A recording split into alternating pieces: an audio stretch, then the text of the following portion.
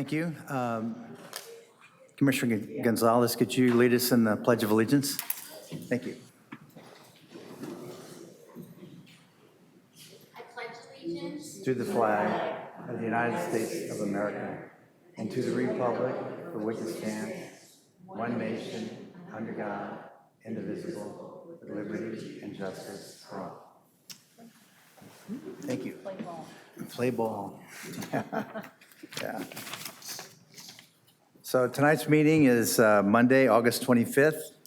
And Director Lecontro, would you call roll, please?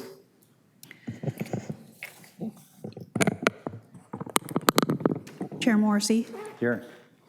Vice Chair Anthony, Here. Redgate, here. Commissioner Gonzalez, Here. Commissioner Balma, Present. and we were notified earlier that Commissioners Rosales and Dodds would be absent today.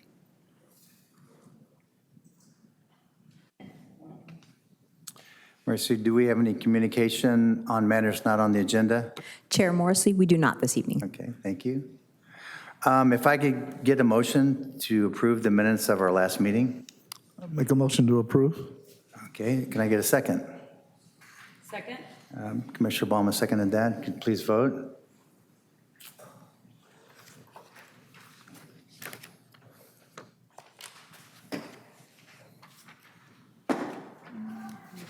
Let the record show the motion passes 4-0, 1 abstain. Thank you.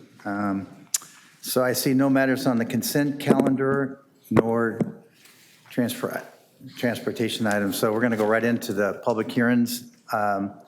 Item 4 is a consideration of a general plan amendment to change the land use designation from civic institutional to medium density residential C. And also there's a zoning change, plan development, tentative map development plan for 140 townhomes and the name of the project is Garrison Street Development. If I could get disclosures, starting with you, Commissioner Anthony. Read the report, know the area. Okay. Commissioner Gonzalez. I read the staff report and I spoke to some folks from the builder. Okay, I read the report and walked the site. Commissioner Redgate. I read the report, I spoke to some neighbors, and I walked the site. I read the report, and I did do a drive-by. Thank you.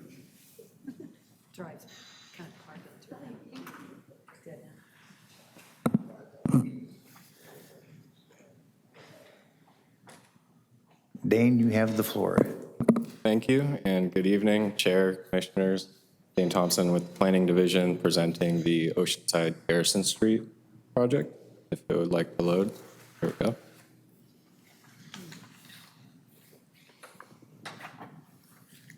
That doesn't look good. I think we're having some technical difficulties.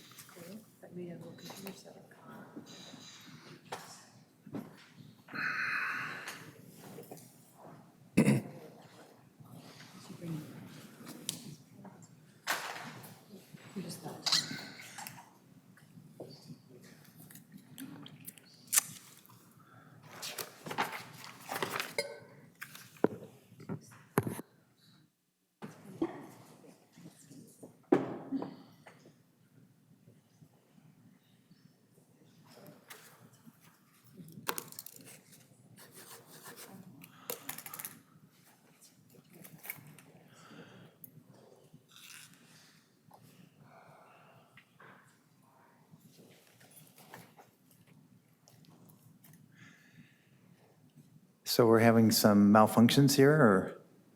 Just some The TV is not technical showing. difficulties. Sorry? I think your TV, your monitor's showing the slide, but Yes, it is. the audience can't see it. Okay. Yeah. I was gonna say, it's all good here. They're just waiting for me to present. Okay.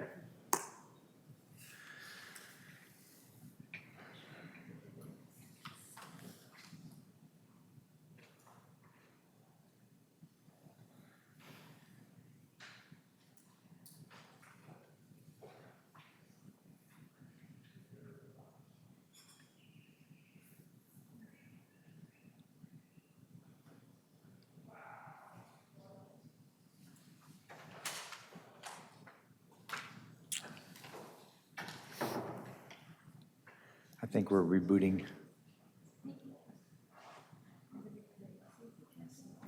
Who hasn't been here before? Frank, you're on mute. Frank, you're on mute.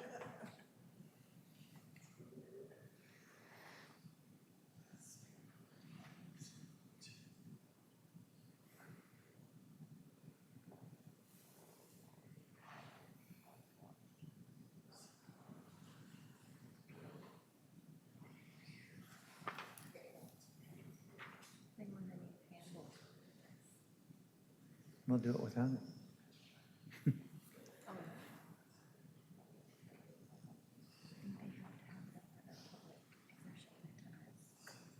I'll ask Barbara.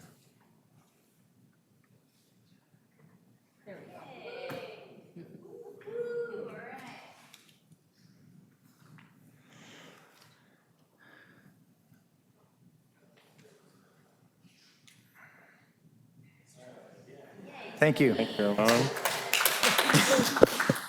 Sorry for the delay there. Thanks to our folks in IT that always have our back. So the project site for the Oceanside Garrison Street project is the former Garrison Elementary School, which was closed by the school district in 2019 due to declining enrollment and excessive maintenance costs. Part of those excessive maintenance costs were sinkholes that were caused by a failed storm drain on the property. The site is 8.3 acres and has a split land use and zoning designation. Around 7 acres are zoned institutional, and the balance of the site is medium density C residential. The site is surrounded on all sides by multifamily, single-family residential.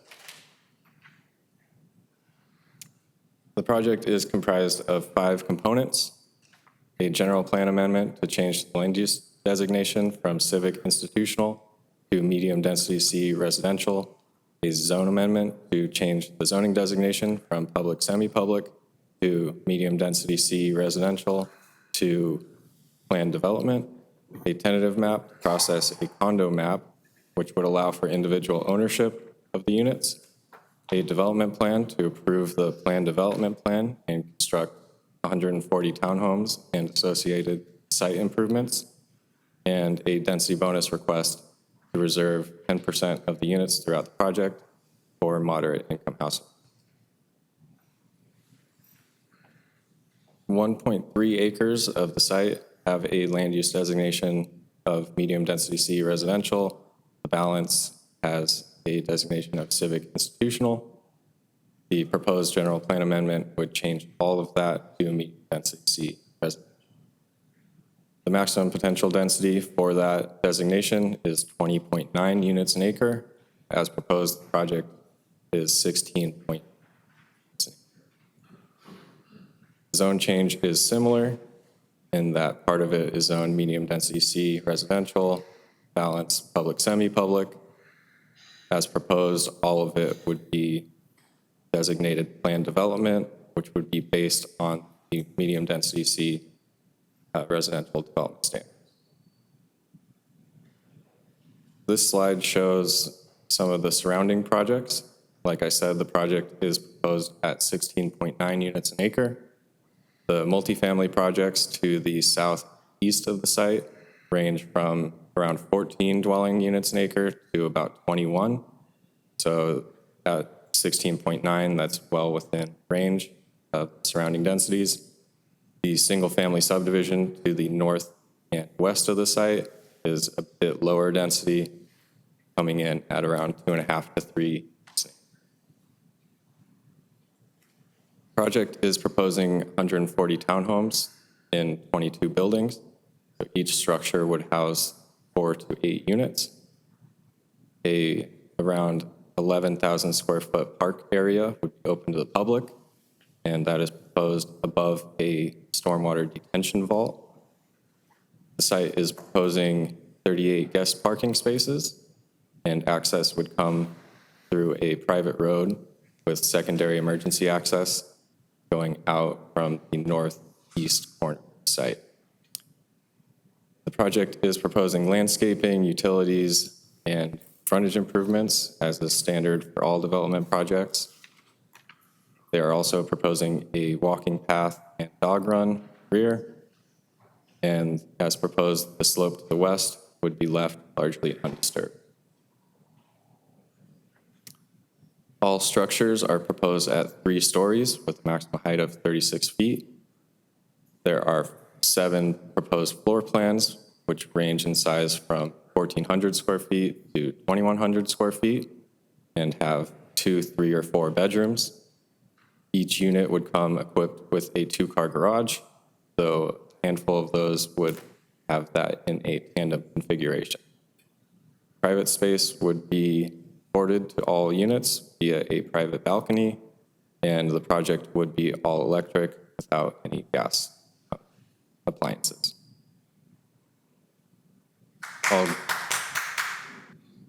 I'll go through the architectural elevations here. As you can see, there's significant facade articulation throughout the structures. All structures will have flat roofs, but no rooftop decks.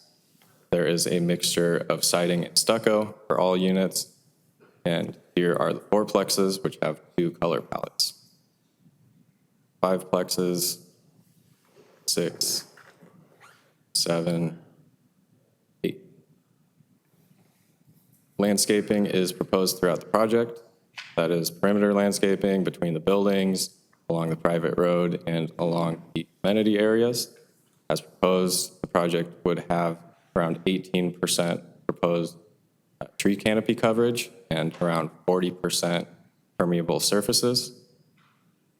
About 1/10 of an acre of coastal sage scrub would be impacted by the project and would have to be mitigated to a 3-to-1 ratio, which they're proposing on site. The entrance to the site will have an around 11,000 square foot park area, which would be open to the public.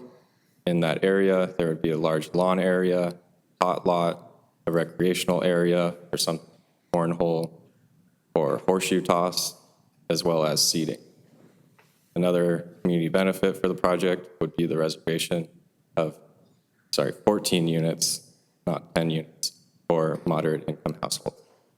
That does qualify the project for a 5% density bonus, which they have declined. The Oceanside Garrison Street Plan Development Plan complies with the general plan and the zoning ordinance. It would provide quality urban design and justify all deviations from the code, and adequate provisions for utilities, services, and emergency vehicle access would be provided. Project is consistent with the land use element of the general plan in that it is attractively designed, compatible with surrounding land uses as well. It's consistent with the economic development element, as the project would result in a net positive fiscal impact, whereas the previous school use had a nominally net negative fiscal impact. Project is consistent with the energy and climate action element in that it provides on-site renewable energy generation through rooftop solar, and is consistent with the housing element, as the project would provide a range of household sizes at a range of price points and would provide affordable deed restriction. The project complies with the zoning ordinance and the standards for planned developments. The proposed unit types are allowed through the zoning ordinance and land use element, and the RMC development standards are largely met, with minor exceptions to those standards, including garage configuration, alley setbacks. Project prepared a mitigated negative declaration due to potential impacts to biological, cultural, geologic, and tribal cultural resources. All those potential impacts would be mitigated to a level less than significant through design features and the mitigation monitoring and reporting program. The geotechnical report prepared for the project confirmed that the sinkholes on site were not caused by underlying soil stability issues, but just a failed storm. Project has complied with the city's public notification policies and held 2 community outreach meetings, one in November, which around 10 people attended, and then one following that in April of this year, to which about 5 people attended. Primary concerns that we've heard from the public are soil stability, which I addressed previously, and traffic. It should be noted that the proposed traffic for the project is estimated to be less than the traffic caused by the elementary school use. With that, staff recommends that the Planning Commission adopt the resolution recommending City Council adoption of a mitigated negative declaration and recommend approval of the project as proposed. That concludes my presentation. The applicant will have a presentation, and I'll be available for questions. Thank you. Thanks, Dane. Any questions for Dane? Do we have to wait till after, or can we ask? No, yeah, all you have to do is Commissioner Gonzalez. Thank you. Dane, can you go back to the density comparison slide? It's a map, you know which one it is, I'm sure. There we go. What we're talking about right now is not all of the former Garrison site, right? The school site. What's the balance? Commissioner Gonzalez, that is correct. The elementary school site was, I believe, around 10 acres. A little sliver of that has been sold to the city for a water utilities project. I believe that's a sewer lift station. Okay. Well, do you know like what percentage that is of the total school site? Think of around 15%. Okay, thanks. You can see it here in, if you look at the proposed area, it's that purple sliver. Oh, perfect, perfect. Thank you. That's really helpful. Thanks. I see no other questions, so would the applicant like to make a statement?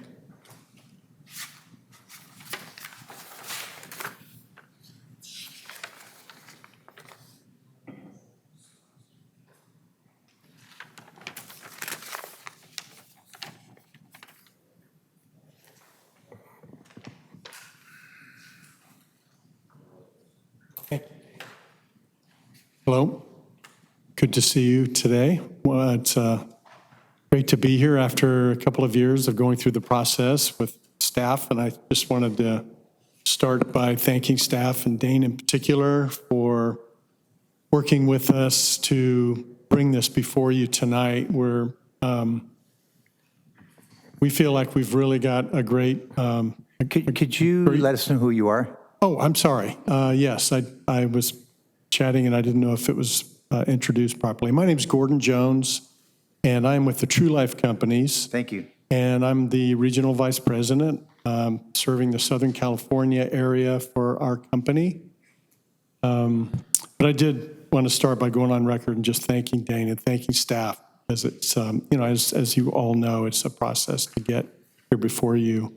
Our company is very active throughout the state of California. We're a home building and development company that has a lot of our activity is up in the San Francisco Bay Area. Our largest office is located in the East Bay in San Ramon, but our Southern California group has been very busy over the last several years. We have currently 11 different projects that are underway in different stages of entitlement, preparing for development.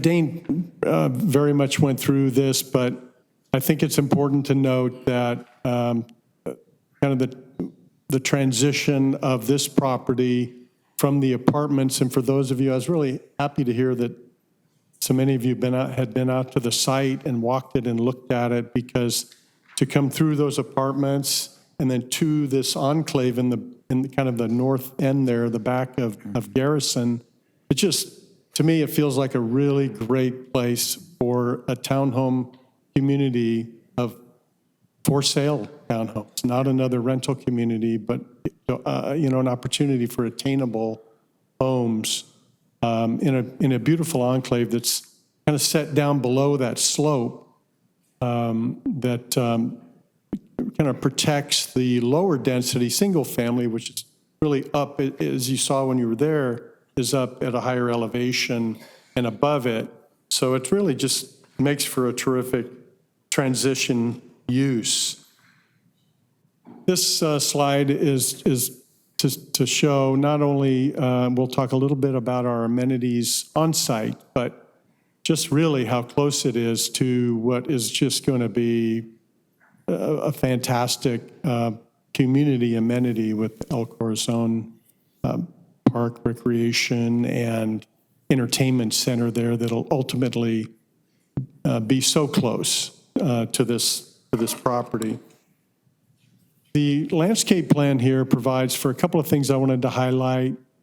The frontage, and I will back up just a little bit because, yes, the property was the school site itself was larger. There was about a 3-acre parcel that the city wanted to purchase from the school district because they were offered the entire site. The city didn't have a need for the entire site, but did have a need for a site for their lift station. And so at the time, we, after that was put together as far as what the city wanted, they went to the market, and we were fortunate enough to get to work on this project with the school district.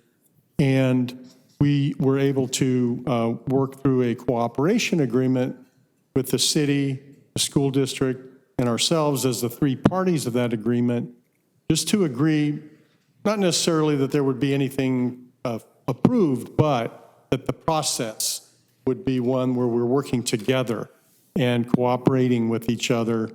And, you know, we recognize that there's going to be some things that we'll need to work together on as we develop and as the city builds the lift station. And we also agreed to pay for 1/2 of the access road to the lift station and some other off-site costs I'll talk about in a bit. So if you look at this exhibit, this really runs, it's a little different in that it runs east and west.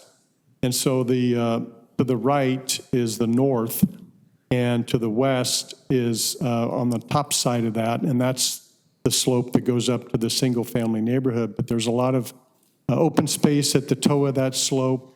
We're putting in a pet park there for the residents. And then the landscaping along the side of the buildings on the frontage, which is actually going to be along that access road that we'll be building, or the city will build. We're funding half of it. Either way, whoever gets there first will build it.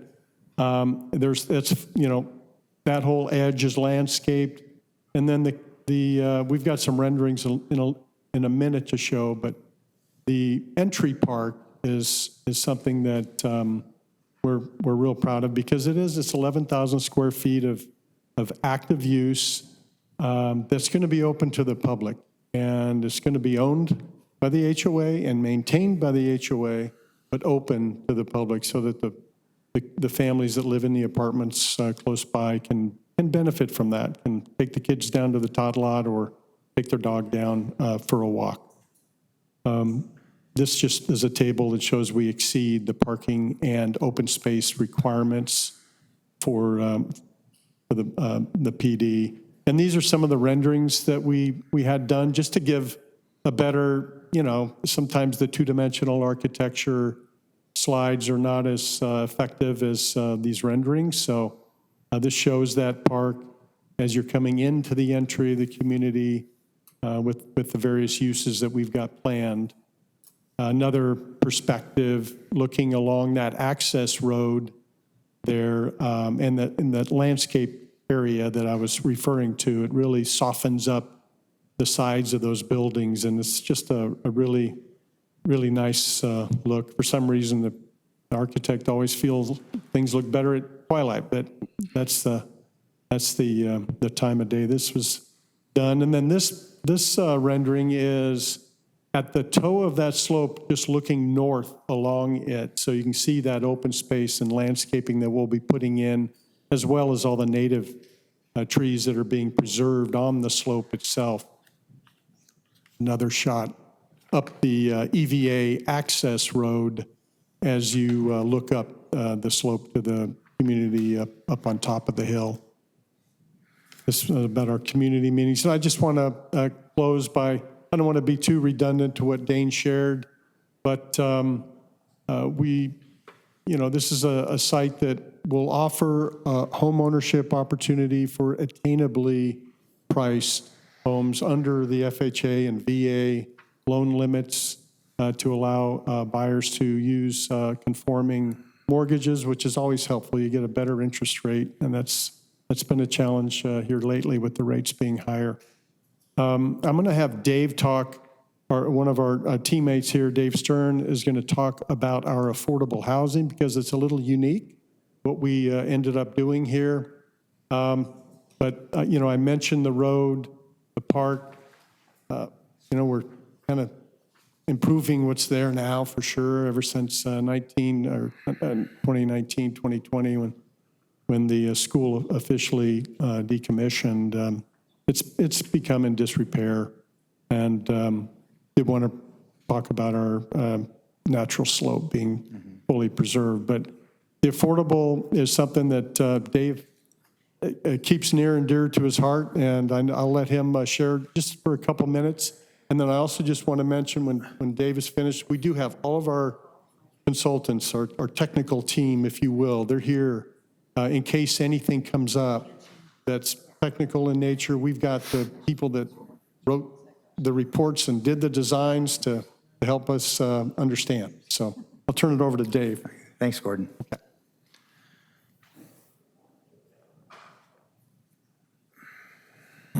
Thank you, Gordon. Thank you, commissioners. Thank you, staff. I just wanted to, Dave Stern with the True Life Companies, I just wanted to speak for a few minutes regarding our affordable housing solution, which we think is a little unique. I spent many years myself working on affordable housing solutions for this entire San Diego region, for both the BIA and for developers. And here in Oceanside, when we filed our development application a couple of years ago and it was deemed complete, the city's requirement for affordable housing was 10%, either to build the housing or pay in lieu fees equal to 10% of the total units. During the processing of our project entitlements, sometime during that 2-year period, the city increased the requirement to 15% as it is today. In discussions with city staff over that time and also with council members, we've talked individually with them, we have agreed that we will actually go ahead and build 10% of the units, or 14 individual units, as income restricted or deed restricted for moderate income residents. That means people earning anywhere between 80% to 120% of AMI would qualify for those units. While that does make us technically a density bonus project, there is no requirement to build these units because we do not need any additional density, nor are we using a concession, nor a single waiver. We are doing this really as an added public benefit. We believe that this hybrid solution is ideal because it benefits multiple income groups, and I'll explain how. As you may know, there's a huge gap between low-income housing, tax credit housing, and market rate housing, which this moderate income housing level helps to fill. Moderate income housing addresses home ownership access issues for families that can qualify for a mortgage at a reduced price. These units will be selling in the low 400,000s depending on family size and bedroom. Meanwhile, the fees that we pay on the remaining 5% go into the city's program to assist tax credit-oriented affordable housing developers that build almost exclusively low and very low income housing that are for people earning anywhere from 30% to 80% AMI. So in this fashion, the project is able to contribute to multiple levels, multiple income levels, different folks, and open up an opportunity that would not otherwise perhaps be there for them to live in this great city of Oceanside, and we are extremely excited about that. So thank you, and again, if there are any questions, we have our full staff and consultants to help answer them. Thank you.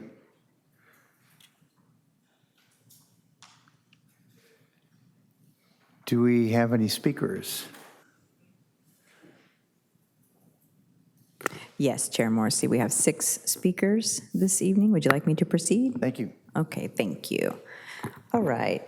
Please come forward in the order your name appears on the screen. State your name clearly for the chamber recording as well as the gallery. You'll have 3 minutes to speak, and we do have 2 lecterns, so please feel free to pre-stage. So first up, we've got Nathan Tracy, second, Kathy Krantz, third, Diane Nygaard, and fourth, Barbara Collins. Is there anything to start? Go. Great. Thank you. This is the first time I've ever done this. I'm Nate Tracy. I'm an Oceanside resident. Probably the most important part. I'll read my kind of written thing here. Good evening, commissioners. I'm Nathan Tracy. I live on Bluffway. This is just behind the former Garrison Elementary site. I want to be clear from the start that I'm not against development. I want Oceanside to grow very much. I want it to thrive, but I believe growth should be responsible, transparent, rooted in respect for public resources. What's being proposed here crosses a line to me, and I think it sets a dangerous precedent. I pay my taxes. I don't show on that.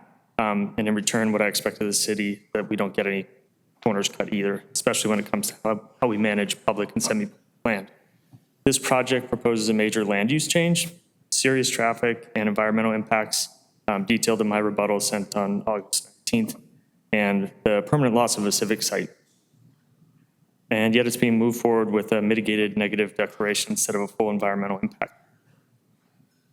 That shortcut, to me, is not acceptable. SECA exists to prevent exactly this, the quiet erosion of community resources under the banner of progress. If there's any scenario that calls for a full EIR, it's this one. It appears that Garrison Elementary didn't close wholly because of a lack of need, closed because of mismanagement, a collapsed infrastructure, environmental hazards, and deferred maintenance. That's not an excuse to rezone the land, in my mind. That's a reason to fix what's broken and ask the community what it really needs. Because once we hand this over to a private development, it's gone forever. We're not just deciding on one project, we're deciding on whether school closures and civic failures should automatically open the door to zoning. I'm here just as a single voice to stand up for the long-term health of this city. I don't oppose development at all. I oppose shortcuts, blind spots, irreversible mistakes. So tonight I'm asking you to do what the law and your public requires. Reject the MND, require a full EIR, and pause long enough to ask, is this the best thing we can do with our former public land? Because the people of Oceanside deserve the absolute best when it comes to civic planning. Thank you guys so much. Thank you. Thank you. Thank you.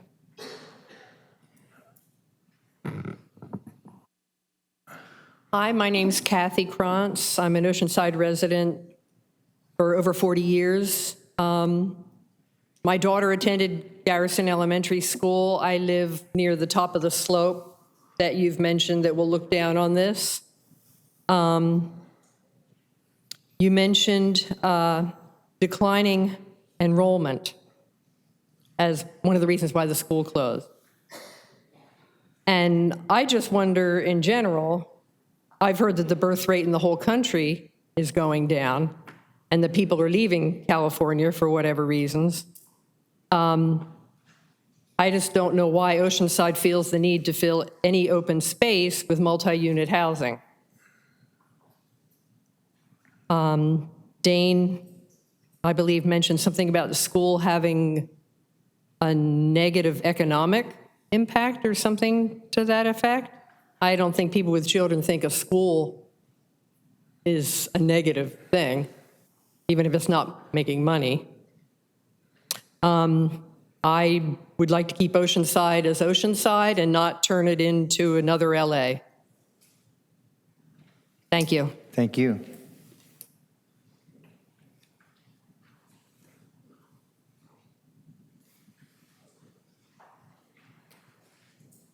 Good evening, Chair, Commissioners. Diane Nygaard representing Reserve Calavera. This is not a terrible project. There's a number of things they got right. They're actually building the affordable housing. They met the open space requirements. And of course, it's an all-electric project. But there are still several issues that we ask you to address tonight to make sure this project is a good fit with our community. First, the traffic impacts. The traffic study that was done, the mitigation for that, and there are going to be traffic failures that the project is required to mitigate. The mitigation for that is paying $110,000 into the city's thoroughfare fees. That gets the developer off the hook, but that does nothing for the community. You have to actually build the improvements that impact this area. So we need a recommendation that says prioritize building those improvements that affect this area. Secondly, they did a completely inadequate job of evaluating alternative transportation. Traffic studies only looked at cars. This is very near a smart growth corridor on Oceanside Boulevard. Smart growth only works when people have transportation choices. The analysis is supposed to look at bicycle, pedestrian, and transit. It has not done that. And so for this project and many others, we ask you to require them to do a transportation demand management plan to take specific actions to address the number of single occupant vehicle trips. Thirdly, the mitigation for coastal sage scrub impacts. This project is very near our wonderful El Corazon, the park in the heart of our city. Our city has been working really hard for the last year and has 2 other projects where they'll do off-site mitigation on El Corazon. It makes sense on El Corazon. That is the stepping stone corridor through our community. They're proposing to do it on site. You know, legally, they can do that. It's not the best option for our community. If they do it on site, though, they have to add the edge effect conditions. They're adding sensitive habitat. You have to protect it from all that development you're putting right next to it. Those conditions have not been addressed in the conditions of approval. Patty's going to talk about bird-friendly issues. The last thing I'm going to say is this is not, at this time, a density bonus project. But please make it clear that you do not approve bait and switch.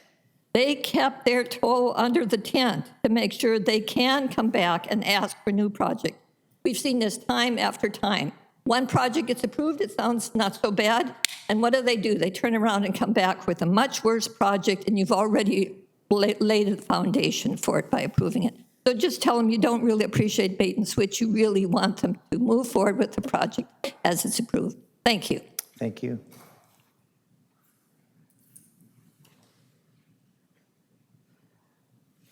Good evening. My name is Barbara Collins. I'm an Oceanside resident. I'm here on behalf of the Sierra Club. And I, too, think that it's great that they're including the moderate income level in this project. The Sierra Club supports affordable housing. And we also support housing for all income levels in a community. We have a lot of market rate stuff in the pipeline. And fortunately, we have some affordable, too.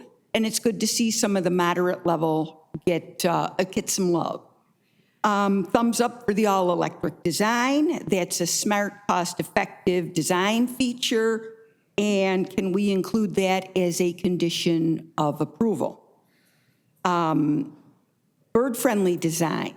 I believe the energy code already has provisions which require exterior lighting that must be down-facing. They can't allow any light to go up. It can't go above the horizontal plane. That's a bird-friendly design feature, and we're going to hear about more of these no-cost or low-cost features from Patty. Coastal sage scrub, we also think that we should put that area, the CSS mitigation area in El Corazon, where it would be more valuable to be part of a larger wildlife habitat. It would be better, more valuable for the wildlife. We'd like to see them take advantage of their proximity to transit with a robust transportation demand management plan also. We urge the developers to work with us on a robust plan that would benefit the new residents and this city and the people that are concerned about the additional traffic. We'd recommend that they have this robust plan and that it become effective when people start to move in. And those are my comments. Thank you very much for the opportunity. Thank you.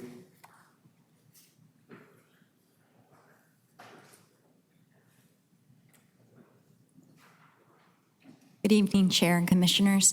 My name is Patty Langen. I'm with Buena Vista Audubon Society. So there are some good things about this project, and with a little bit of adjustments, we could make it even better, and we could make it and build it in a way, it could be built in a way that does not negatively impact bird populations. You've heard me say this before, but scientists now know that every year up to 1 billion birds fatally collide with glass in the United States. And research has found that total bird populations in North America have declined by more than 3 billion birds over the last 50 years. So it's an unsustainable loss. Birds provide important ecosystem services, such as keeping insect populations in balance. And Oceanside is situated along the Pacific Flyway, which is a major migration route in North America. And on one single evening, just this last spring, over 600,000 birds migrated through San Diego County, according to Cornell Labs. Bird-friendly building design standards, while voluntary, have benefits beyond the main goal of protecting birds, including increasing energy efficiency. Strategies to make buildings bird-friendly allow for a wide variety and flexibility in both materials and styles without sacrificing appearance, light, or view clarity. So these standards have already been included in the Olive Park Apartment EIR and will be also included in the new NCTD office design planning that's happening.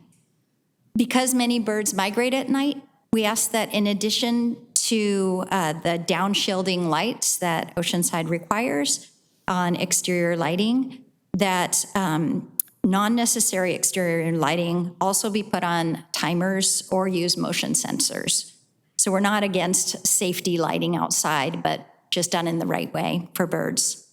In looking at the architectural plans for this project, there are some good things. The railing on the decks and patios is not glass, which is helpful to birds, if the architectural drawings are accurate from what I could see. The windows between the buildings likely will not cause major issues for birds, but we're asking that at a minimum, the perimeter-facing windows all around the outside of the project align with these bird-friendly building standards. And so regarding the coastal sage scrub habitat, the small amount of sage scrub habitat there does not provide ample habitat for California ant catchers. So we ask that it be mitigated at El Corazon. Thank you. Thank you. Hello, Commissioners. Joan Bachman. I am in organizations with all three of the other speakers, but I didn't know they were coming.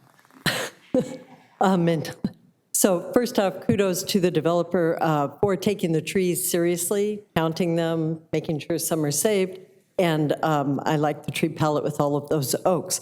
Also, no roof decks. Living here downtown up on the hill, there are tennis courts in the sky, and we'd rather not have them. They never turn those lights off, so yay, no roof decks. And no one ever uses them either, because I can see all of them, or not the ones in my neighborhood anyway. I do want to address traffic demand management. Yes, absolutely, you have to do that. Every time you offer a different solution, you make something work for someone in a car. At this stage, Oceanside, there are no traffic. You can never make traffic better. Everyone wants to solve traffic, make it better. Make parking, solve parking. No, you can't. Everything you do to make it work better for cars brings more cars. So what you need to do is offer every other opportunity, and that person rides a bike, one more car fits. So think of it that way and start taking that more seriously because that's a problem throughout the city. And all those solutions up in Fire Mountain did not mitigate the fact that they have one exit on Oceanside Boulevard off that mesa. So we have to think differently. Also, I'd like everyone to remember there is a Garrison Creek nearby. It's not in this project, but I hope that restoring the creek can be a future project. It could be a real asset for the entire street. And I'd also, my appeal to please join Friends of El Corazon, friendsofelcorazon.com or .org, what are we, .org, Please write that down. Please join us. We are the ones helping to build that park, and we're constantly meeting with the city, and we appreciate the city in that effort. I'm glad it has 2 access points. I'd like to see them open because otherwise it's just a big cul-de-sac, and cul-de-sacs do not function well. The people at the end speed like crazy to get there. So again, traffic, you can calm it, you can do other things, you can plant more trees along the roads. So please think that way. I have no major issues with the plants. However, there are 3. I have seen invasive issues with Pride of Madeira, bottle brush, and Mexican sage. So my suggestions to replace Pride of Madeira, somebody hopefully is writing this down. I suggest manzanita. There's 60 kinds of manzanita. I'm sure you'll find one that fits. Bottle brush, the replacement is fairy duster. It's a lovely little shrub. We have it at the Nature Center. And really any native sage, there's white sage, there's black sage, there's purple sage, and there's many cultivars. So Mexican sage is hopping across yards in Fire Mountain, and I've watched that happen over many years. And finally, as I always say, saltbush is great for that edge effect. That concludes our electronically signed up speakers. If there's anybody in the audience who'd like to come forward, you can have 3 minutes to speak. I don't see anybody coming forward. Also, a reminder to the applicant, you have 7 minutes, about 8 minutes left. So if the applicant would maybe come forward and address some of these things that were brought up, that would probably be productive.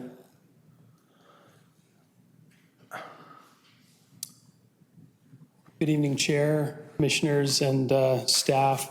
I once again would like to express our appreciation to Dane Thompson for the diligent efforts in getting us here tonight.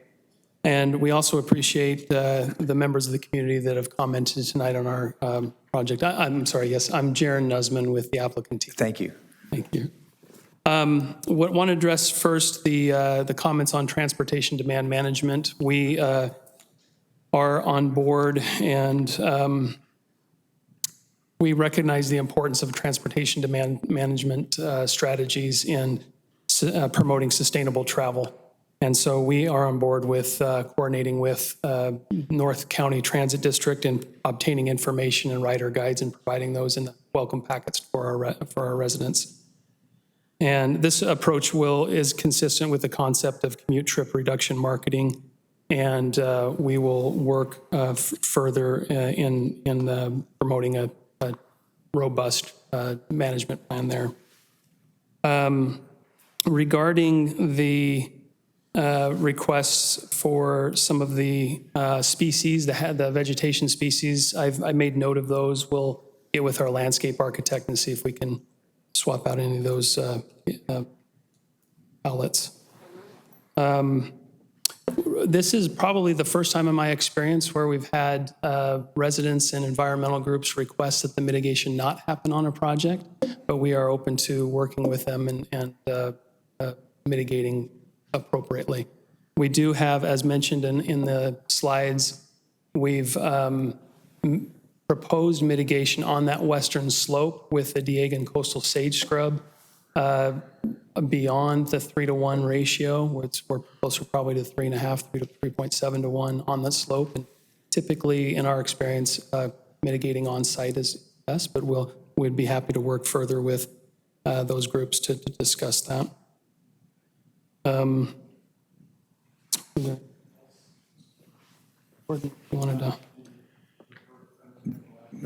Okay.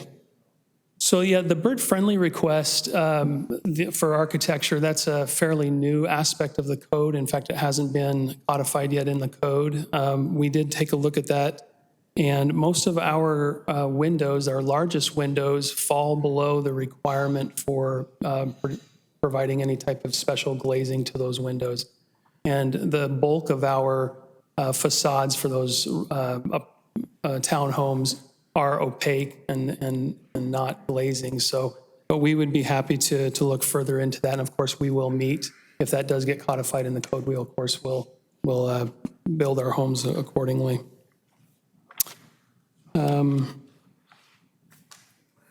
Let's see. Is there anything else? What's that?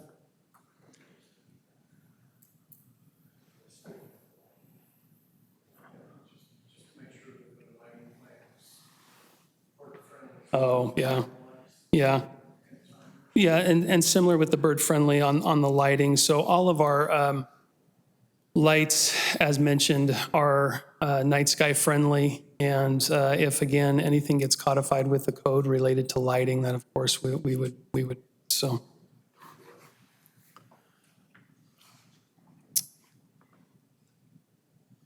I think that's good. Okay. Again, we're all available for any further questions. Okay, great. Do any of you have a question for the applicant? Commissioner Gonzalez? Hi, is anyone from the True Nature, the landscape architect here? No? Okay. Just questions about the percentage of native plants in this landscaping plan. Do you kind of back of the envelope math?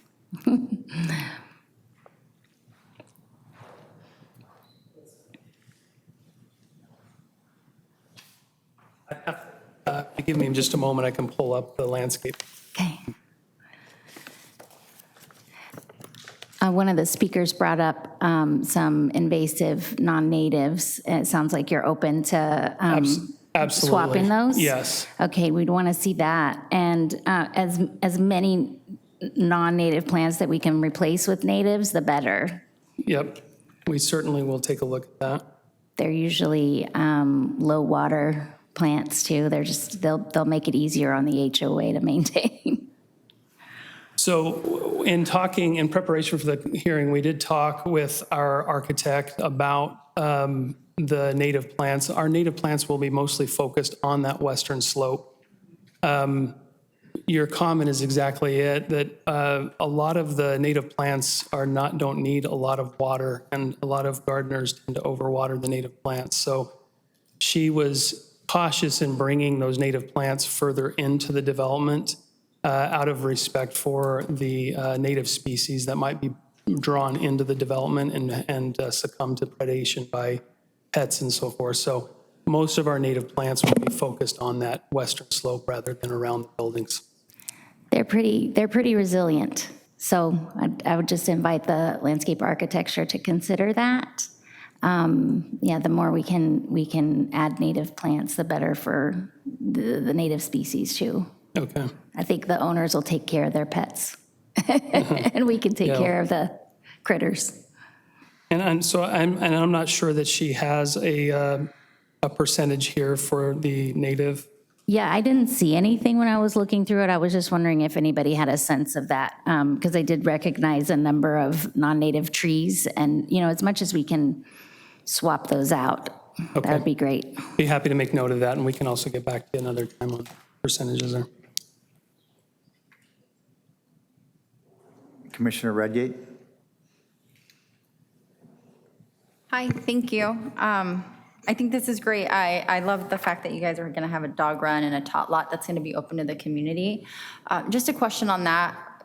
What are the restrictions and how long do you think, if there's possibly community problems where you're having the apartments, do you have a lifespan of how long that's going to be open to the community? Or there's no restrictions right now? Okay. Commissioner Redgate, I can answer that question. So the condition is to make that open to the public for the life of the project. Okay. There isn't going to be a sunset. And the HOA is going to handle any That's correct. challenges? Yeah. Okay. That's That'll great. be managed Thank by you the for HOA. that. And then just for clarification, also, I love the affordable housing or moderate housing.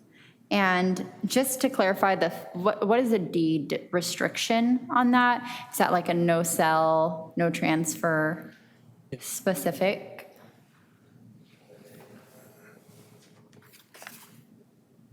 So the deed restriction, the way it typically works, and it depends on the city and the housing commission. So many cities have a silent second program where it's typically the deed restriction is anywhere from 45 to 55 years. It's a recorded document. And if the occupant resells it, they slowly build, over the life of that term, equity. And so let's say they sell it in 5 years, they're going to realize very little profit of anything out of that. But if they stay in it for 40 years, they will. The balance goes back to the city, goes into their housing fund. It's called a sliding second or silent second. I don't know the specifics of, maybe Dan can answer this, of the cities. So if they do sell it, someone else can benefit from a moderate income sell, correct? Yeah, I can jump in here. So the city has a standard equity sharing agreement, like the applicant was talking about. In that case, say they purchased the site, sold it in 20 years, it became 200 grand more expensive. That 200 grand of profit would be given to the city's housing department, but the site would not remain deed restricted anymore. Okay. That's my understanding of it. Yeah, and that is typical. That's how most cities handle it. So it's worth keeping in the family, basically? Like, I'm just It's hard thinking to for the. replace, Because yeah. then, so I guess what I was just kind of concerned about is that if someone sells it, then no one else would be able to take advantage of a moderate income sale. But that's not that's the city's, got it. Definitely understand the concern, but, for someone Yeah. who's able to buy at that, it's hard for them to replace that within, Right. now they've earned this and they're not going to qualify for the next affordable. So those places typically don't turn over a lot. But Well, that's good to know. I do understand the concern. Thank you for clarifying that. I see no other speakers, so let's bring it back to the commission. And any comments, or can I hear a motion?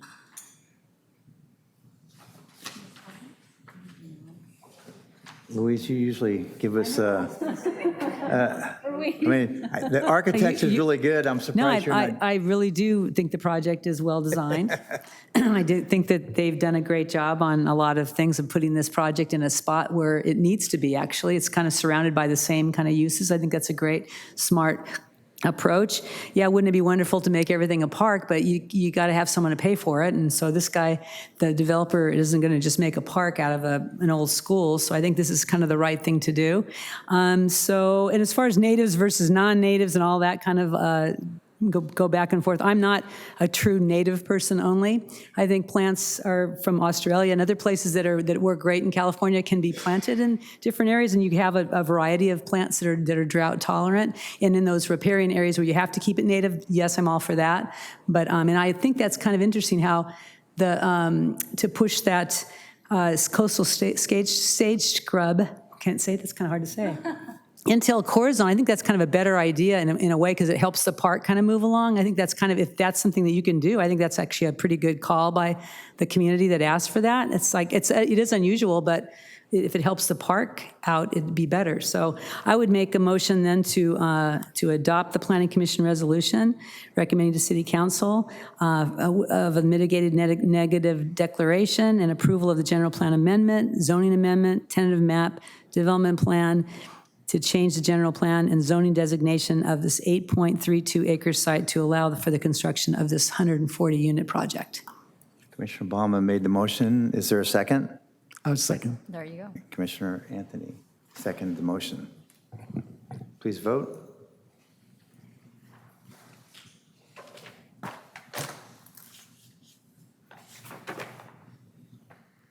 Let the records show the motion passes 5-0.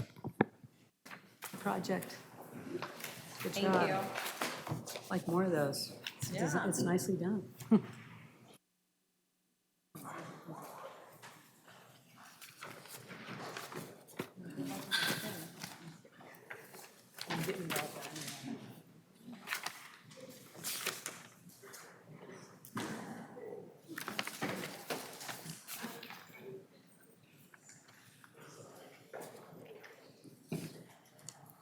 The next item is item 5, is consideration of a development plan and CUP for the construction of a portion of the coastal rail trail extending from Oceanside Boulevard to Morris Street here, and Shannon will be presenting. Can I get disclosures, please? Read the staff report, went and looked at the site. Read the staff report, looked at the site. I read the staff report, looked at the drawings, and very familiar with that road trail. Staff report and familiar with the area. Staff report, familiar with the area, and been here when they first decided to do this. So lots of talk. So, thank you. Thank you. Good evening, Planning Commissioners, Chair Morrissey. I'm Shannon Vitale, Senior Planner in the Development Services Department. The first item I'm here to discuss with you tonight is Agenda Item Number 5, a development plan and conditional use permit to allow for the construction of a segment of the Coastal Rail Trail. The Coastal Rail Trail is a regionally significant Class 1 bicycle and pedestrian facility in San Diego County. The trail, which spans 44 miles, serves as a north-south bicycle and pedestrian facility connecting Oceanside to San Diego.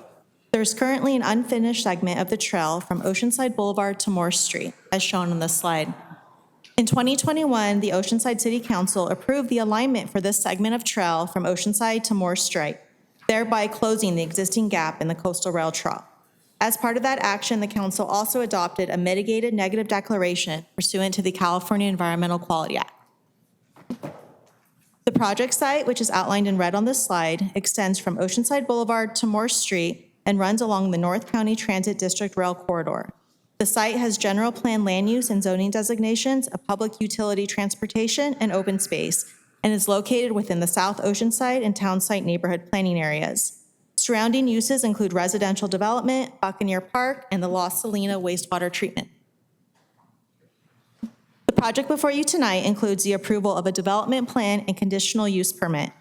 The development plan is to allow for the construction of a half-mile of Class 1 multi-use pathway within the North County Transit District right-of-way, from Oceanside Boulevard to Morse Street, a 255-foot-long bridge over Loma Alta Creek, and a pedestrian ramp connecting this segment of the trail to Buccaneer Park. New landscaping, including primarily drought-tolerant native species, would be planted along the trail and pedestrian ramp. The conditional use permit is to allow for the operation of a Class 1 bicycle facility pursuant to the city's zoning ordinance. As described in the staff report, staff reviewed the project for compliance with the general plan, the local coastal program, and the zoning ordinance. The project is consistent with the goals and policies of the general plan because the project will implement goals included in the circulation element pertaining to bicycle and pedestrian facilities. Additionally, the project will implement land use element goals related to community enhancement, pedestrian facilities, and public recreational facilities. Since a portion of the project site is located in the Coastal Commission's original permitting jurisdiction, a coastal development permit issued by the Coastal Commission is required. Following the local discretionary action, the applicant will apply for a coastal development permit from the Coastal Commission. The project is consistent with the city's zoning ordinance because the project is permitted subject to the approval of a conditional use permit. Environmental review pursuant to the California Environmental Quality Act has already occurred for this project. On December 1st of 2021, the City Council adopted the CEQA document, which was a mitigated negative declaration, and also adopted the mitigation monitoring and reporting program for the project. Public outreach occurred during the design and environmental review phase of the project, and a community outreach meeting was held on July 29th as part of the entitlement process. Approximately 20 people attended that meeting, and most attendees voiced their support for the project. Throughout the process, project updates were provided to the public through posts on the city website. The project has complied with the city's enhanced notification program by placing a notice of application sign on the property, and a notice was mailed out to all property owners within 1,500 feet and tenants within 100 feet of the project site. Thus far, the public has expressed general support for the project. So in conclusion, staff is recommending that the Planning Commission adopt Planning Commission Resolution Number 2025-P22, approving the development plan and conditional use permit. That concludes my presentation. We also have our CIP project manager available if you should have questions. Okay, thank you, Shannon. I don't see any questions, so this is pretty straightforward. Do we have any speakers? Yes, Chair Morrissey, we have 2 speakers. Thank you, Shannon. Cue those up for us here. Hang on a sec. There we go. Again, you guys know how it works. Come on up, you'll get your 3 minutes, and follow your names on the screen and announce your name for the gallery and the recording. Thank you. Good evening, members of the Planning Commission. My name is Joel West. I'm a South O resident, a member of the city's Bike and Pedestrian Committee and the Advisory Committee for the planned widening of this segment that's south of this project. However, I'm speaking for myself tonight. I've been following the Coastal Rail Trail plan since the first segment was built in 2004, a block from my current residence. I've been actively participating in the design discussions for this project since the first public workshop May 2017. I'd like to praise the transparency and staff and accessibility of staff on this project over the past 8 years. The project is important to South O for safe access to downtown, but it's also integral for the safe route to schools for the 3 South O and Fire Mountain schools that serve townsite residents, as evidenced by the tragic 2015 death of a Lincoln Middle School cyclist riding this highway. Finally, I want to highlight how the Coastal Rail Trail design goals have evolved over the last 20 years. South O, like many older neighborhoods, lacks sidewalks on many streets. The existing segments of the rail trail on Broadway and Myers thus today are used for strollers, runners, and other pedestrians, not just cyclists. Thus, mixed use of the trail is a reality, just as a goal. Per national guidelines from the AASHTO for mixed-use trails, in 2020, I asked the city to widen the bridge from 12 to 14. I'm pleased to see 14 feet. I'm pleased to see that the current plans call for 14 feet wide bridge and that the 10-foot wide asphalt trail is surrounded with 4 feet of shoulder to make it easier to pass. However, as in a final point, I would like to ask the city to budget for signage, publicity, and other education to improve etiquette for this shared use. We already have problems today with e-bike speeds on the San Luis Rail Trail, and thus plans for this new segment should consider making sure that it's safe for all future users. Thank you. Thank you.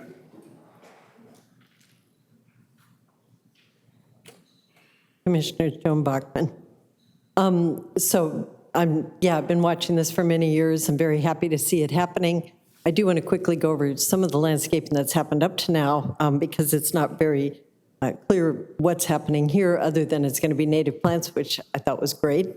As you come off Wisconsin down to Oceanside Boulevard, there's sycamore trees and some inexplicable palms, but there's beautiful sycamore trees in there, and north of that, there's oak trees, which is beautiful. As you come down off Moore Street, down toward Eaton Street, to Eaton, the toyons look great. They're green bushes that are there. That happened many years ago. Peter Biniaz called me up and said, "What do I do?" I said, "You plant toyons." So you're welcome.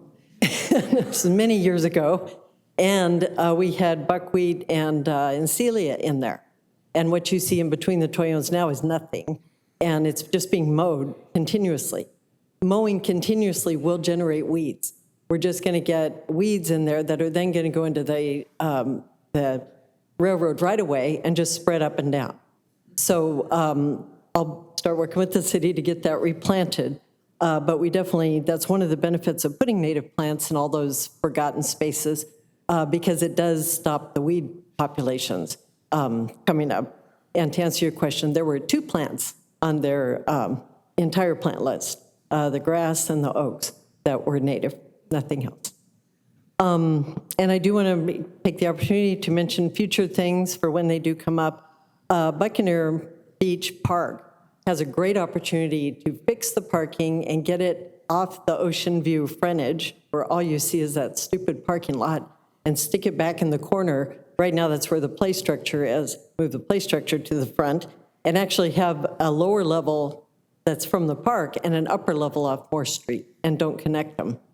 It'd be a very efficient parking situation and would look a lot better than the current mess that's there. There was never any money for that plan, but hopefully we can move forward with some kind of plan and put all the kids and the stuff up closer to the beach, and then calm that traffic on Pacific. So I'm all for this, looking forward to using it. I know my sons are using it, and And thank you.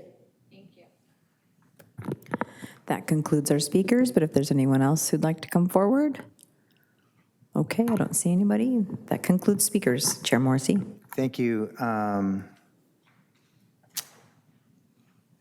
Commissioner Gonzalez. Thank you so much. I just wanted to take a moment. One of the speakers mentioned the young boy who was killed on Coast Highway. His name was Logan Lipton. And it's really heartening to see that the changes around bicycle safety have been happening and continue to happen. And I just appreciate that and wanted to say his name for the record. Thanks. Thank you. Bringing it back to the commission, can I entertain a motion? Commissioner Balma? All right, well, thank you very much for the city to advance this project to actually reality. I kind of do agree with one of the speakers about signage, because it does help people that don't get it. And if you guys could add that into your budget, that's a good idea, some signage. So if that's something you can do, great. But I would like to approve the development plan, propose that we approve it in a conditional use permit and by adopting the Planning Commission Resolution number 2025 P22 with the findings and conditions herein. I'll second that motion. And Commissioner Redgate seconded the motion. The motion. Please vote. That was a song. That was good. Let the record show the motion passes 5-0. Motown. Okay. Thank you. Thank you. Okay.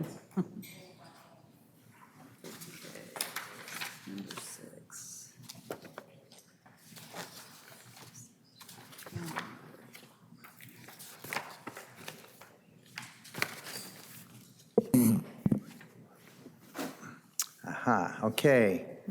Item number 6 is the consideration of 2 development plans and 2 conditional use permits to allow the demolition of the existing Mission Bay groundwater purification facility and the construction of an approximately 9,000 square foot new building to house reverse osmosis equipment and a new production well.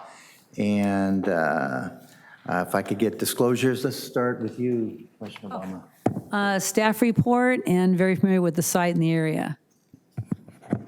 Staff report and familiar with the area. Staff report, familiar with the area. Same staff report, familiar with the area. Staff report and also familiar with the area. Okay. Thank you, Shannon. Thank you. Good evening again. Shannon Vitale, Senior Planner in the Development Services Department. The next item I'm here to discuss with you tonight is agenda item number 6, the Mission Basin Groundwater Facility Expansion and Production Well Project. The Mission Basin Groundwater Purification Facility is a desalting treatment facility that was put into operation in 1992. The facility uses reverse osmosis to treat local groundwater. The current capacity of the facility is 6.4 million gallons per day. However, the full treatment capacity is not being utilized. A feasibility study indicated that the proposed project is necessary to improve water production and increase functionality and utilization of the facility. On August 19th of 2020, the City Council approved a professional services agreement with GHD Incorporated for the design of the project before you this evening. The project involves improvements at 2 locations. The first location is the Mission Basin Groundwater Purification Facility located at 215 Fireside Street. This site is surrounded by open space and Fireside Park to the north, residential uses to the east, and vacant land to the south and west. The second location, which would be where the new groundwater production well is to be located, is approximately half a mile from the Mission Basin facility and is located immediately east of the city's fire station number 7. This site is bordered by the 76 to the north and Mission Avenue to the east and south. Both project sites are city-owned parcels. The proposed project consists of 2 development plans. The first is to construct a new groundwater production well adjacent to fire station number 7. The second development plan is to allow for the demolition of the existing Mission Basin groundwater production facility and construction of a new 9,000 square foot building to house the reverse osmosis equipment. The new building would consist of a single-story, pre-engineered steel building with a maximum height of 19 feet. The The conditional use permits are requested to allow the operation of a major utility pursuant to the city's zoning ordinance. As described in the staff report, staff reviewed the project for compliance with the general plan and zoning ordinance. The project is consistent with the general plan because the project will implement goals and policies included in the community facilities element related to community facilities management and water and sewer systems. The project is consistent with the city's zoning ordinance because the project is allowed subject to approval of a development plan and conditional use permit. In accordance with the California Environmental Quality Act, an M&D has been prepared for the project due to potentially significant impacts to biological resources, cultural resources, geology and soils, and tribal cultural resources. As described in the draft M&D, implementation of mitigation measures would reduce impacts to a less than significant level for all identified environmental topic areas. In conclusion, staff is recommending that the Planning Commission adopt Planning Commission Resolution Number 2025-P24, adopting the Mitigated Negative Declaration and associated mitigation monitoring and reporting program, and approve development plans D23-2 and D23-3, and conditional use permits CUP 23-2 and CUP 23-3 by adopting Planning Commission Resolution Number 2025-P17 and 2025-P18. That concludes my presentation. We also have the project manager from the Water Utilities Department here, should you have questions for him. Okay, great. Thanks, Shannon. I don't see any questions from the commission, so do we have any speakers? Chair Morrissey, we do not have any speakers for this Okay. item, but if anybody would like to come forward, you may. And okay, I don't see anybody, so no speakers. Let's take it back to any discussion, or we can entertain a motion.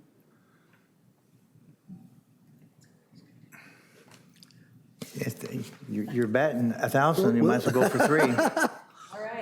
We're going to attempt that. This is another great project for the city. I'm totally in support of it. I'd like to propose that we make a motion to adopt a mitigated negative declaration and associated mitigation monitoring and reporting programs by adopting Planning Commission Resolution 2025-P24, approve the development plan, the conditional use permit, and by adopting the Planning Commission Resolution 2025-P17 and approve the development plan D230003 and the conditional use permit by adopting Planning Commission Resolution number 2025-P18. This has to be a city project. There's so many, it's like so much bureaucracy here. But all of that, I'd like to make the proposal that we approve it. Is there a second? I'll second that. Commissioner Redgate seconded that motion. Please vote.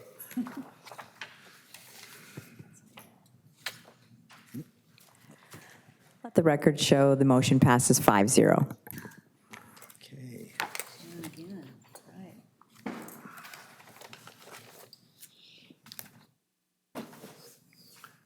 Okay, item number 7, agenda number 7, is a consideration of a regular coastal permit to allow Phase 2 of the city's downtown water and sewer infrastructure within portions of the downtown and coastal areas, and the applicant is the City of Oceanside.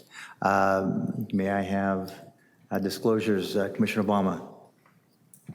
Staff report and familiar with the downtown, and we know we need to repair our sewers and water lines, so. Staff report. Staff report and familiar with the downtown area. Commissioner Gonzalez. Staff report. Staff report, also familiar with the downtown area. Okay, thank you. Thank you again. Good evening, Shannon Vitale, third time tonight. This is the final item I'm here to discuss with you tonight. It's agenda item number 7, which is the Phase 2 of the city's downtown water and sewer infrastructure replacement project. As part of the city's water master plan, hydraulic modeling was performed throughout the city. This modeling identified deficiencies in portions of the water and sewer infrastructure within the downtown and coastal areas of the city. Existing pipelines that are less than 8 inches need to be upsized to improve hydraulic capacity and ensure proper water flows. In addition to making the necessary upgrades to existing infrastructure, the city also intends to expand the recycled water within the downtown and coastal areas. On June 20th, 2018, the City Council approved an agreement for the design of the proposed project. The proposed project is the second phase of the city's downtown water and sewer replacement program. This program is systematically replacing the aging infrastructure in downtown coastal areas. A majority of the proposed improvements are located in the downtown district, which is indicated by a hatched line on this exhibit, and lie within the coastal zone, which is shown in purple on the slide. The proposed project is subject to a regular coastal permit. The regular coastal permit includes 13,500 feet of water improvements, 16,800 feet of sewer improvements, and installation of 5,580 feet of new recycled water infrastructure. Since a portion of the project is located within the downtown district, it is subject to approval by the Community Development Commission, City Council, with a recommendation to approve or deny the regular coastal permit made by this body. As described in the staff report, staff reviewed the project for compliance with the general plan, local coastal program, zoning ordinance, and the California Environmental Quality Act. The project was found consistent with the general plan because the project will implement goals and policies included in the community facilities element, specifically those regarding water and sewer systems. The project was found compliant with the local coastal program provisions regarding public works projects and will comply with the Coastal Act's policies regarding public access and recreation. As mentioned in the staff report, a condition of approval has been placed on the project to prohibit construction activities along the Strand during peak summer months to avoid potential beach access issues. The project is consistent with the city's zoning ordinance because the project, which is classified as minor utilities, is a permitted use throughout the city. Staff reviewed the proposed project pursuant to the California Environmental Quality Act and found the project qualifies for a Class 2, which is replacement or reconstruction, and a Class 3, which is new construction, exemption. So in conclusion, staff is recommending that the Planning Commission recommend that the CDC confirm issuance of a categorical exemption and recommend CDC approval of regular coastal permit RRP 25-3 by adopting Planning Commission Resolution Number 2025-E25. That concludes my presentation, and we have staff, the project manager from Water Utilities here tonight. Should you have questions for him? Thank you. I see, yes, Commissioner Obama. Yeah, I just was going to ask you about the Coastal Commission in getting involved in this. Is that true? Commissioner Palma, commissioners, yes. Early on, staff had discussions with Coastal Commission staff to determine whether this project needs a coastal permit, and they directed staff that yes, it would need a permit for the portions located in the coastal zone because it's considered a public works project, and our LCP defines that as development requiring a coastal permit. I kind of think the Coastal Commission is kind of going outside its box. They were founded to basically protect, restore, and conserve, like beach access was kind of what they were founded for, and now they're going to get involved in people digging up a hole and replacing a pipe. It just seems like, do we have to pay the Coastal Commission for their like blessing on this? Is there like a fee that they actually ask the city for? So Commissioners, Balma, Planning Commissioners, I would have to look into that. I know that. No, there would not be a fee because the coastal permit is going to be issued by the city. So basically, this is just like just red tape, just more labor for you to actually kind of address all the things that they would do, because it's in our local coastal plan. We do all the same things that they would actually request, but we still have to go to them to get their blessing. Commissioners, Balma's commissioners, we don't have to go to the Coastal Commission for their blessing. Okay. However, the City Council would be taking action on the coastal permit. It is appealable to the Coastal Commission, though, should someone from the public appeal City Council's decision. That makes me feel better.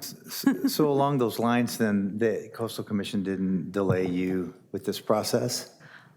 Chair Morrissey, Planning Commissioners, I wouldn't say that they delayed us. We had conversations with them very early on. Our water utilities project manager reached out to them just to confirm the direction. So I don't think they necessarily delayed it. It's just that it's a process we have to go through. Okay, all right. Do we have, yes, indeed, yes, we do. Go ahead. Chair Morrissey, yes, we do have one speaker, so let me cue that up here. Thank you. All right. Pat Marrier, are you still in the audience? If you would come forward, you'll get your 3 minutes to speak. And again, state your name for the recording, and you know the deal. Good evening, commissioners. I noticed when I was reading this, I got it a little wrong. It's basically sewer and water. And then I started thinking, you got to dig that hole, like you say, put that sewer line in and water. It's what they do when they finish it. And you got a stormwater issue. Something to think about. Because right now, when we have a big storm event, I live on Pacific Street. I have to jump almost 4 feet. I can't do it anymore. It's like an Olympic jump. 4 feet to get to on the other side of that stream coming down Pacific Street. That's on the east side of the street. And the reason for that is our neighbors are putting in materials in that parking strip, such as bricks and paving. Water runs right off into the street, down it comes to my house from up, north by the pier. That's what happened. So what I'm getting at is when you're going to do this construction, and they pave it over, whatever they're going to do, make sure they put in the sewer, the storm drainage, correct? Now, the alleyways. There are some center line stormwater drainage in that alleyway between Pacific and Myers. I'm not sure of all the other alleyways, but I know Pacific and Myers, there's some central line storm drain that's been put in, but it's not all completed all the way down to Wisconsin. So there are segments of that storm drainage or the storm drain channel that are not complete. So when they pave it over or they've dug it, try to make it complete it. Seems logical. Also, one other thing, surveying. When they put a marker in the ground, sometimes they pave it over. I had that done when I did a survey out. They came in and put asphalt over the existing asphalt, covered it up. That's basically it. I know there's a construction going on the other side of the alleyway from my home, and I'm concerned about that storm water coming off their property. So I'm hoping when you finish that sewer and water line, that channel is good enough to handle all that stormwater. Because if it goes to Meyer Street, there's no grade, it's flat. They can't use Meyer unless they're going to put it underground. I don't think that doesn't make any sense. But they're probably going to use the alley. Anyway, thank you very much for your time. Thank you. I see Joan. I think you want to come forward. Joan Bachman, Townside area. I'm up here because, pursuant to what this first speaker just said, the parkways are getting paved. You know, that's a pet peeve of mine, that our parkways are being taken away from us. There's a curb cut I'm going to go after on Horn Street that I don't think should even be there. 3-car curb cut that took out a lot of street parking and street trees. But as people are paving, we're losing permeability. We're also losing the opportunity for street trees. So there's so many implications with that, and maybe the Coastal Commission should worry about those things, or I'll do it for them. But also, there are many instances where there is a city project. They're removing concrete, and then they put it right back when it didn't need to be there. And so I'm sorry I didn't pour over all the maps. I was in Albuquerque 2 days ago, got my green chili chicken enchiladas, and I can't sit anymore after driving all the way out here. But I'm going to go over those maps and look for every opportunity. If there's a hole in the ground that doesn't have to be cemented in again, then we should take advantage of that and try to get more permeability and try to get more street trees. So I'll be doing that. So I'll make contacts here. Thank you. Thank you. Okay, I see no speakers. Commissioner Ballmer. You know, I'm on the board at the California Surf Museum, and we have some improvements going along right alongside that. So how soon should I tell them it's going to start? And like, how are you going to be kind of working with the notifications for the businesses downtown? Commissioner Balma, Planning Commissioners, I'll have the project manager speak to that. Neil? You've been sitting here all night, so I'm glad you get to come up and address us. Yes, good evening, Chairperson Morrissey and Commissioners. Thank you, Shannon, for presenting on this project. Thank you for the questions. Commissioner Balma, we're anticipating awarding a construction contract early 2026 is our goal. Hopefully before that, but sometime around end of 2025, early 2026. I'm doing everything I can right now to coordinate construction with residents, businesses, and departments in the city. I've started speaking with Visit Oceanside, Main Street Oceanside. We want to make sure everyone's aware of this project, get everybody on board, while also making sure our contractor meets requirements that do not interrupt businesses or resident access to their homes and things like that. So I'll have a construction manager. We'll also have outreach support. We'll try to have things on the internet, social media, things like that. It's going to be a longer project, at least a couple years, maybe 3 years. So throughout the life of the project, we will be keeping people aware of where the contractor is working, what the work looks like, things like that. Do you have an estimate of what this is going to cost? It's going to be an expensive project. We are still completing the cost estimate. It's probably somewhere in the $30 million range. Okay. Recycle water work, we're also receiving some grant funding for that to help offset some of the costs. Okay, thank you. Commissioner Gonzalez. Thank you. I just had a question about the storm drain stuff. That's not your purview with water, right? Or like that's another department, Public Works, that deals with storm drain? Yes, the storm drain and sewer systems are separate here in Right. Oceanside. So Water Utilities is responsible for the sewer and potable and recycled water portion of the project, not storm drain. Are you talking with them at all about, like, while the things are being dug up, if there's anything they, are looking at, or have any of those conversations happened? Yeah, they're looking at our plans right now. We try to coordinate our departments at all times. So if there's opportunities for that, we do talk about that.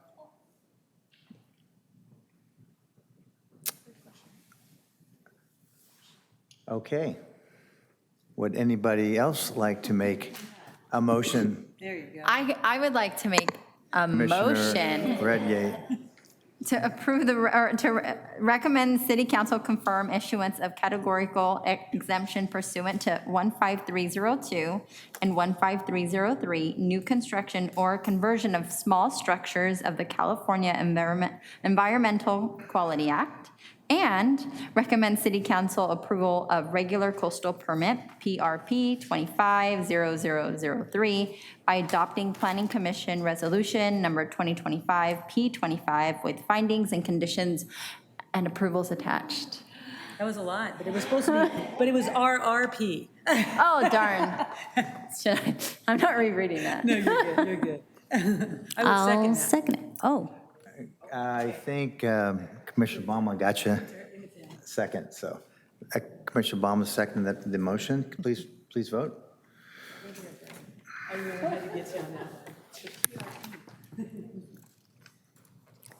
Let the record show the motion passes 5-0.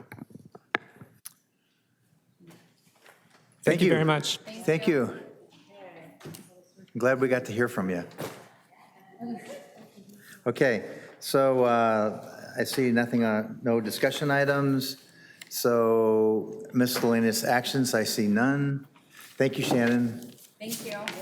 So we go to city planners, commissioners' reports. I'll start with you, Commissioner Gonzalez. no report. Okay, Commissioner Rosales is not here. Commissioner Obama. Nothing to report. Okay, Commissioner. Say, we just did our big, we did a fundraiser for the California Surf Museum at the Veterans Association there in Oceanside. We had a lot of great people, 200 people showed up. We raised money for the museums, both the California Surf Museum and the Skateboarding Hall of Fame. So, and Very all nice. kinds of great legends. Even Dean Torrance from Jan and Dean was there. We had some good people. No, Tony Hawk wasn't. Why? That's the only skateboarder people know is Tony Hawk. There are so many other ones. It's on TV. Yeah, well, he wasn't there, but we did have something from his skateboard project as one of our silent auction items, so he did support. He is a local.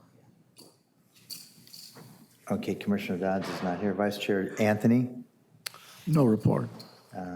Commissioner Redgate. No report. And I have no report, so Director Nicandro. Good evening, Commissioners. Yes, last week we had a Downtown Advisory Committee meeting, and typically those go rather quickly. It was a robust 3-hour meeting. Yes, the committee considered, I believe, 6 redevelopment projects for the downtown. I'll just run down the list super quick. 901 Mission, which is about 273 units, blocks 5 and 20. It is 109 apartments, 190 apartments. And then, sorry, I'm going through the list. The Oceanside Transit Center, 550 units. If I can go back to Block 5. Block 5 is 193, and Block 20 is 180 dwelling units. My apologies for that. 810 Mission, which is where the current NCTD offices are, that's going to be redeveloped into 230 apartments. 401 Mission, the existing Regal Theater site, that would be 332 apartments. 801 Mission is approximately 230 apartments, and all of these are mixed use, so there's commercial components part of it. And for the Regal Cinemas project, the City Council has asked that the developer come back and kind of rethink the plaza. So the developer was the one who actually asked for that continuance. So we anticipate that coming back to City Council or the Community Development Commission on October 1st. So they're coming back on October 1st? That's the schedule. Okay. Would that be at downtown, a DAC meeting? Or That would go to be the a council? Community Development Commission meeting. Just some news on the city planner and principal planner recruitments. We extended that another couple weeks, so it closes this Friday. And next week at City Council, it was mentioned a couple of times tonight. It'd be important for you to know that a professional services agreement is being brought to the council for consideration, and that's for a consultant to put together an El Corazon restoration plan for all of the habitat areas. So that'll be a really big moment for the city when that gets approved. And along with the downtown projects, there is a Grace Street appeal that's going to be brought before the city council as well. So we're very busy, a lot of projects going on, but yeah, happy to have you guys serve on the commission. Thank you. Now we know why we have to replace our water and sewer pipes. Okay, I think our next meeting is going to be September the 8th. So this meeting is adjourned. Recording stopped.